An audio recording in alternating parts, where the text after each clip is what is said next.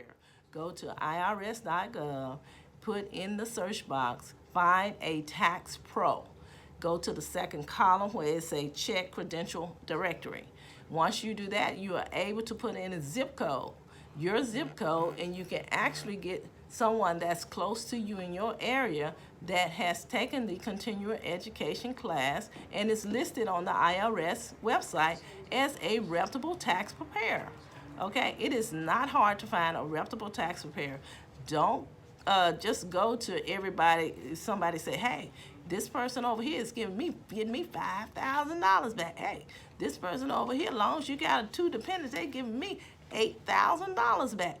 That is not where you want to be. You want to go somewhere where you legitimately put your dependents on your return and get back the refund that you're supposed to get back. No more.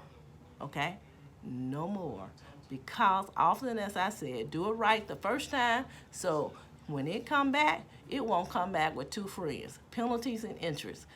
I talked with someone this past week, and they said the location that we was talking about said, "Hey, they do a lot of fraudulent tax returns over there." I keep telling people, don't go over there, don't go over there, because they're going to get you a big refund back. But within 2 years, you're going to get a letter from the IRS saying that you owe that money back. Okay? Go to a reputable tax preparer, people. Go to a reputable tax preparer, people. Okay? Just do the right thing the first time, so when they come back, it won't come back with those two extra friends. That penalty is in the interest, okay? So that is how to find a reputable tax preparer. If you have any questions, you can actually inbox us on Facebook. I am on Facebook Live right now. So like I say, if you have any questions at all, you can inbox us with the questions. You can reach out to us here at the radio station at 469-759-7797. Okay? So, Miss Linda, do you have anything to say about reputable tax preparer to the people today? Yes, with all the different changes, the new tax laws and whatever for 2018 is very important that we have a reputable tax preparer. Now, we don't claim to know every ins and outs of anything when it comes to the IRS tax laws, but we should be knowledgeable enough that we know where to go to get the information needed to be sure that you get the proper deductions that you need to take out in order to get the proper refund that Amen. you are deserving of. So, That's right. and one thing you keep in mind is you go to reputable people that are doing your tax return. If they, for whatever reason, do miss something along the way, they can go back and get that corrected and updated for you. And they will also probably give you some kind of discount or whatever for the following season if that happens, because we all are human and we make mistakes. But we want to be sure that we're going to the proper people that have the proper information so they can give you the proper refund that you so Amen. deserve. Amen. All right. So now we kind of talked to you about that. So go get your taxes done, and hopefully you can get a refund. But if you're not getting a refund and you actually owe, there is some steps that you can take that so next year you won't be owing. It's going to be a reason why you owe. One of the main reasons would be that you do not have enough taxes coming out of your payroll during the year, and you can make that adjustment on your W-4. When you first got hired, you filled out your application. The next thing you filled out was probably that W-4. And on that W-4 on line 5, you probably put one or two exemptions, well, allowances. That's what it's called. It's called allowances on the form. But in your terminology, just in general, people probably say dependents. How many dependents did you put on there? Some people go and put 8 and 9 and 10 dependents on there, and you do not want to do that, especially if you do not have that many dependents, because you're not paying enough in each time you get paid. That's why you owe at the end of the year. And Lord behold, do not put exempt. Never ever put exempt. I don't care how many people does that. I don't care who told you to do that. Do not put exempt on that W-4. Reason why? You can make 50 $60, $70, $100,000, and they will not take out a dime of withholdings. But when it's time to get your taxes done, that's when they're going to want that money, because you put all of those dependents on there and you do not have any dependents on your tax return. So make sure you never want to put down exempt. That is not something that you want to do, okay? Always put down the appropriate amount, even if sometimes you put down the appropriate amount and you still owe. Why? Because you're in a larger tax bracket. So if you're making 30 and above, you probably want to put at least zero. I say zero. You can probably put 1 or 2, depending on how many dependents you have, whether you married or filing joint. But if you owe, you want to back that, whatever you have on line 5, you want to make it less, okay? If you owe at the end of the year, whatever you have on line 5 of that W-4, you want to go look at it and make it less than what it is so you can pay more in at the end of the year. And if it's already zero and you still owe, on line 6, it has a line where you can take an additional amount out. If you can afford to take out $10, $15, $20, $50 more every time you get paid, you want to do that on line 6 and leave line 5 zero. That will help you not owe at the end of the year, okay? So that's some information regarding if you owe at the end, when you get your taxes done. That's a little something that can help you out, okay? All right, let's see what else we're going to talk about today. Let's see. We talk about, I mentioned about the married filing joint versus married filing separate. I mentioned this because I actually had a client that wanted to file married filing. Well, actually, they thought they were going to file head of the household. But after I asked all the questions that I needed to ask, the only choices they had was married filing joint or married filing separate. And they was not, I asked them, why are you not filing with your spouse? And she said that they owe, okay? Okay, I understand they owe. So, but I did not proceeded to tell her that you can still file married filing joint and file the form called injured spouse, okay? When you file the form called injured spouse, yes, it's going to take a longer time to actually process your return, probably about 11 weeks plus, because the IRS will get that return, actually look at the income for each one of you, and determine what portion of that refund will go to the person that do not owe any government debt. Once they do that, they actually going to be dividing that refund to the person that actually did not owe will receive the refund. But the person that does owe the government, their portion will go to the debt. So you can, and the reason why I went on and told them that is because when you file married filing separate, you're losing some benefits, okay? One of the benefits that you're going to lose, if you have dependents on there and your return qualifies to receive earned income credit, you're going to lose the earned income credit because you're filing married filing separate. Your standard deduction is going to be cut in half, and that is $24,000 for married filing joint. And then for married filing separate, it's going to be $12,000, okay?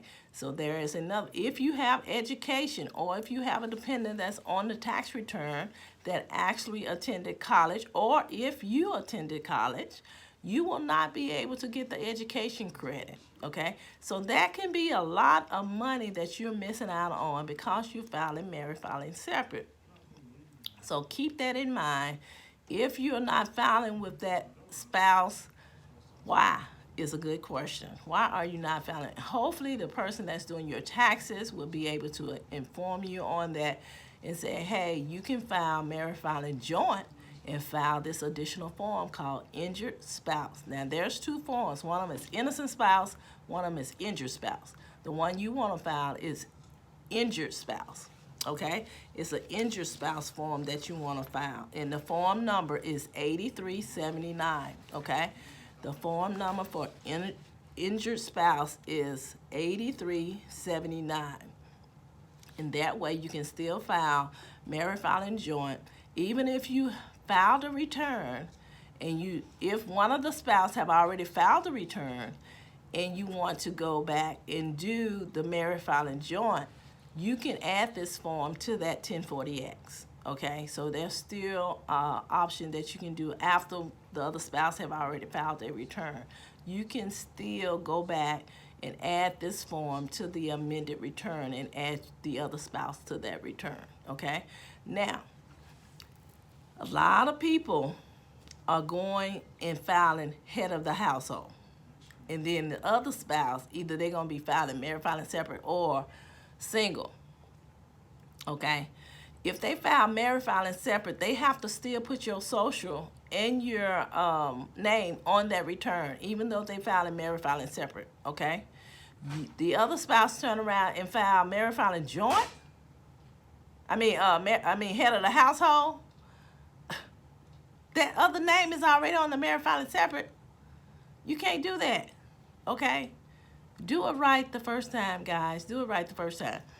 And a good reason to do it right, especially if you have a child that's getting ready to go to college. Like I mentioned before, the financial office at the colleges know a little bit about how this is supposed to operate. They know a little bit about taxes, because we have some clients come back and say, not my clients, other people come in my door and they say, well, I need to redo my tax return because my daughter or my son is getting financial aid, and they said that we need to refile this tax return. Yes, you do, because you are married and you filed head of the household, and that cannot be the way you file.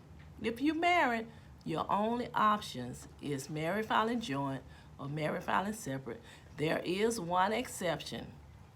Now, if you was married and for some reason, unfortunate reason, that you and your spouse separated during the year, if you was apart at least 6 months of the year and you have dependents, that spouse, whether dependents stay with, can actually file head of the household. But that is the only way that you should be filing head of the household.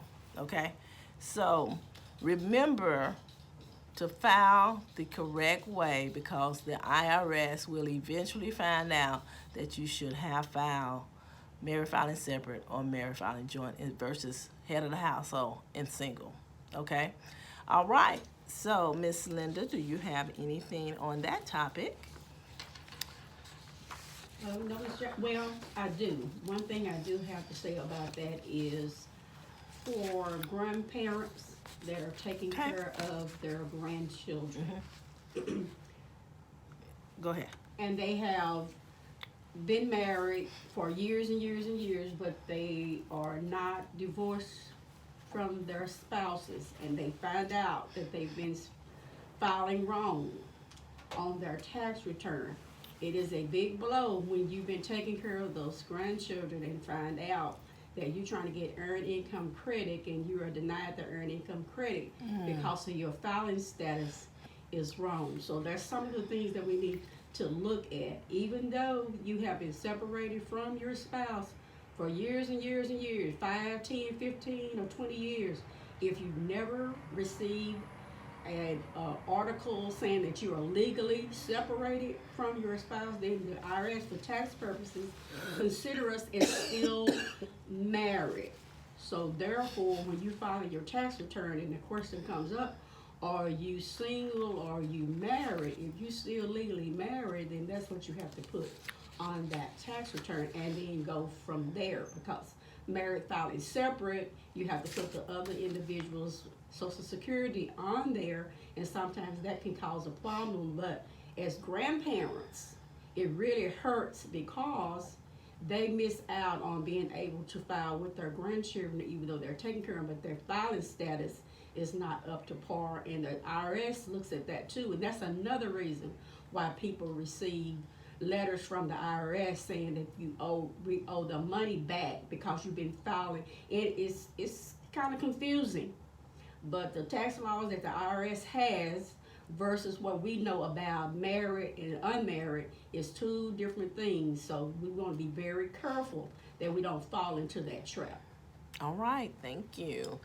All right. Now, what are some of the reasons why the other spouse or someone will actually owe the IRS? The IRS offset, that's what they call it. If your refund has been taken by the IRS when you get your taxes done, it is considered to have been offset, okay?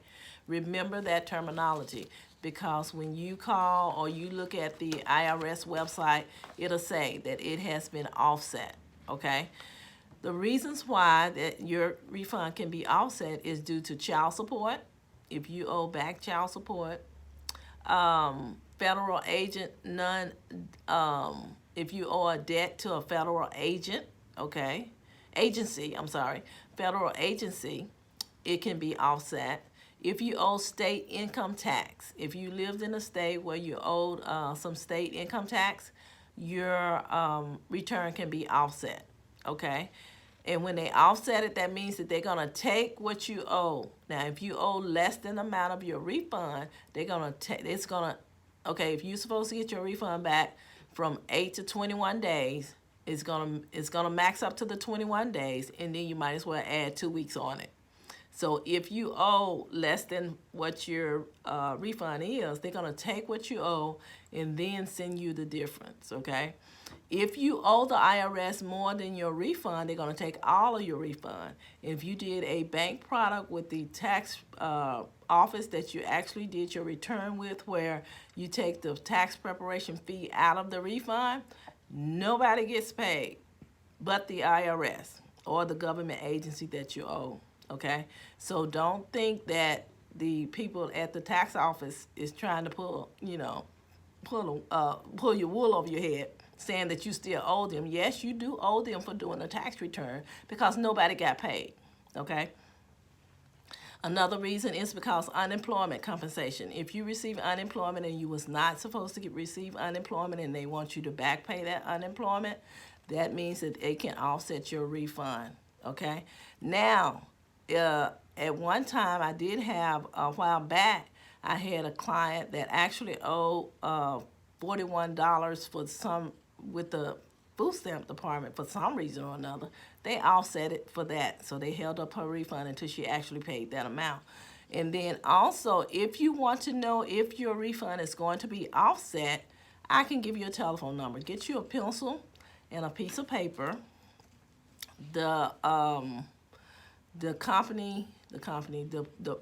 unit of the Department of IRS that has this information is the Bureau of Financial Services, BFS, Bureau of Financial Services. Okay, their telephone number is 1-800-304-3107. That's 1-800-304-3107. And when you call that number, make sure you have a pencil and a piece of paper, because if it's going to be offset by anybody else other than the IRS, or if it's going to be offset, they're going to give you telephone numbers that you can contact that department, okay? So you can call and see if it's offset. Even if you didn't realize it was going to be offset, you can call that number and it'll tell you why it was offset, and still contact the people that actually offset your money at that time, okay? And remember that that can change daily. So this is a good tidbit here. If you owe a student loan and you're behind it, a default in your student loan, before you do your tax return, call them and set up a payment plan, okay? They might have you to set it up and pay for at least 3 months before they offset your full refund, okay? So if you need to do a tax return and you know that you owe the that you owe the student loan, you can actually call them, set up a payment plan, wait to do your tax return until that payment plan, if they say it needs to be in place for 3 months or 6 months, you can do an extension on your tax return. And then the extension goes until October the 15th. So now you have time to make that payment plan. You have to keep the payment plan and pay every month for 6 months or however long that they say, and then do your tax return and you'll get your refund, Okay, I actually did that process with one of my clients. And so, therefore, you were able to still get your refund. You just have to wait longer, and that eventually. And then I also had a client that they offset her refund and then actually put her in a hardship situation. So, if that's going to put you, by them offsetting your refund, if it's going to put you in a hardship situation, you need to call them. Call them and let them know, hey, it's going to put me in a hardship situation. I'm not working right now. I need this refund, or my car is down. I don't have no way to work. If it's a hardship situation, just tell them, okay? Pray and tell them, okay? Put some prayer on it. And then there's a possibility that they will still give you your refund, but you want to make sure you follow the instructions that they give you in order to do what you need to do so you can get into their system, so it can say that it will put you in a hardship situation. I actually had a client a couple of years ago. They actually took her refund, and she had to go back and do the process of the hardship situation, and they end up giving her the refund. And I know for a fact nobody get paid, because I didn't get paid until she got paid. When she got paid, I was able to get paid, okay? So make sure you remember that. That is some options for you if you owe a student loan. I'm not exactly, same thing with the IRS. If you're able to get through to them and get to the right person, it'll be the collections department, and that department number for collections at the IRS is 1-800-829-3909. 3909. That's 1-800-829-3909. So if you 3903. I'm going to give you that number again because I can't remember it right off. But I have it in my phone, but I'm going to make sure you have it. But it's the collection department. Even if you owe for any other reason, you need to call the IRS. That's the number you need to call, 1-800-829-3903. It's 3903, guys. It's 1-800-829-3903. Okay?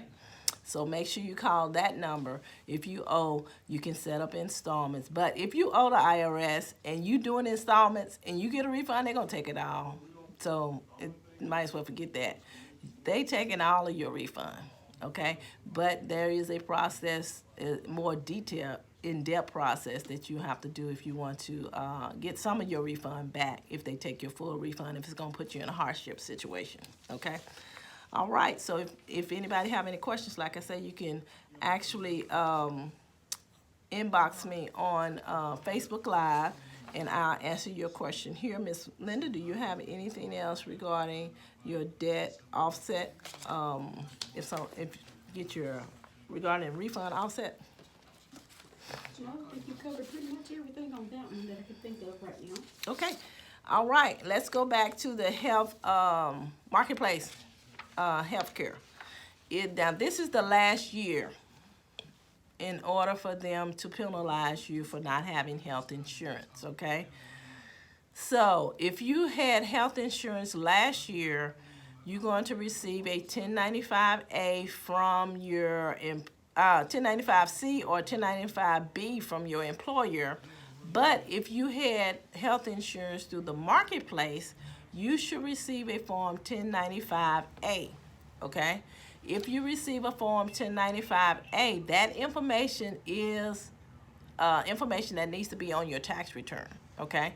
Because if you file your tax return, or let's say you go in, you get your taxes done, you're excited to get your taxes done, get your refund, so you get your W-2s, and you know that's all you got. You just got your W-2s. You forget you got health insurance through the marketplace. You go in, you get your taxes done.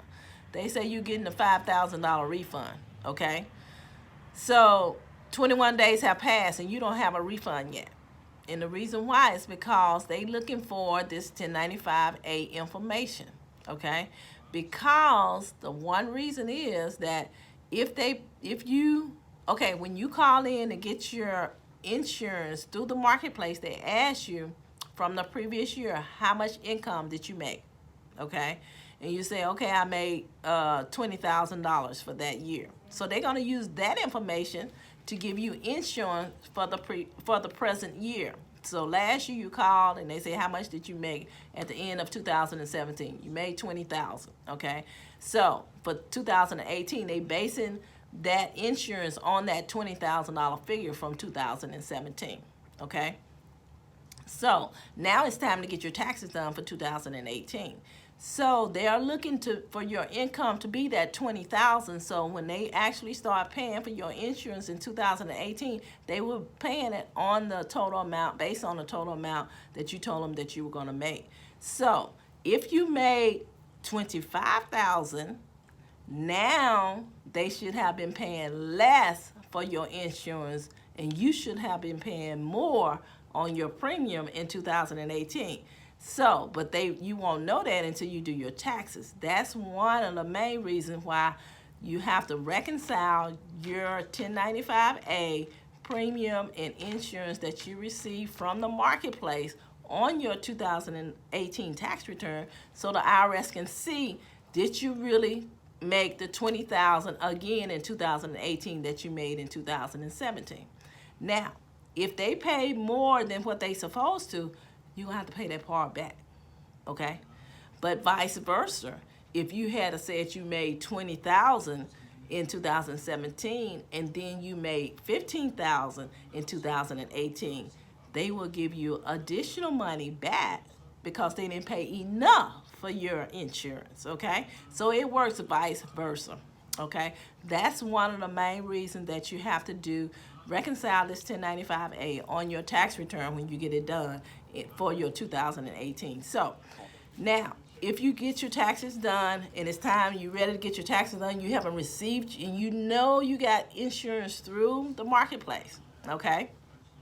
But you never received this form, or you moved and you don't have that form. You can call the marketplace, okay? You can call the marketplace, and while you're on the phone, and they're answering the phone pretty quick. But if you can call them and they will answer the phone and actually call the same number that you call when you applied for the insurance, because you applied for it over the phone. Call that same number and tell them you're getting ready to do your taxes and you did not receive your 1095-A form, okay? So this is what you do. While you at the tax office, do not leave.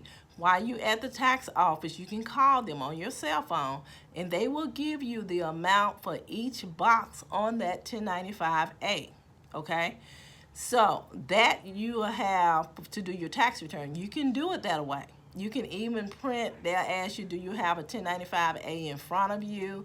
You say, well, no, but your tax preparer can actually go to irs.gov right there at that moment, pull down a 1095-A, and it looks like this, okay? This is a 1095-A, okay?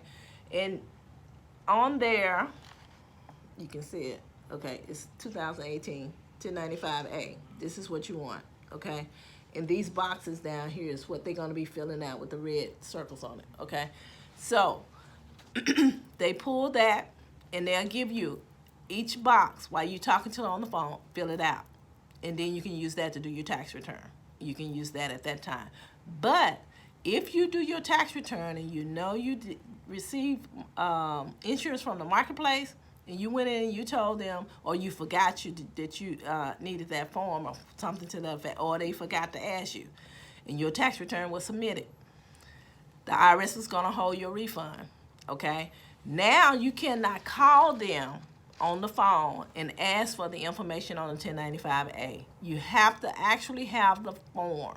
So now you either find the form that they mailed to you, or you got to call them and have them to mail you one. Same telephone number, tell them you need to mail you a 1095-A. You have to wait until that come back, because you're going to get a letter from the IRS telling you why you haven't received your refund. And they're going to say you need to reconcile your healthcare insurance that you received. So now you need the actual copy, and you can fax it in. So don't let your tax preparer tell you that, hey, now we got to wait until you mail it in. It should be a fax number on there. Once you get that form, you just take it and you fax it in to the IRS. You'll have a telephone number on there, because they have a department waiting on this information from you. So they have a department sitting right there waiting until, so your tax return is actually on hold until they receive this information.